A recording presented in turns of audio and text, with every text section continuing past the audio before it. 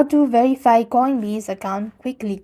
In order to verify your Coinbase account quickly, you want to first sign in. That means access your Coinbase account through your mobile app or a coinbase.com website.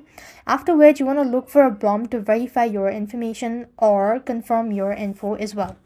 When you do this, next thing you want to do is select your government issued photo ID, passport, driver's license, national ID as well. And once you've done that, you could choose the mobile camera option to get a secure link by the text. Then what you have to do is here take clear well lit photo of the front and the back of your ID. Ensure the entire document is visible and is focused. You could then use a webcam or upload a file directly from your computer. Moving on, you could follow the on-screen instructions and upload your document as well. And that is how you're going to verify Coinbase account quickly.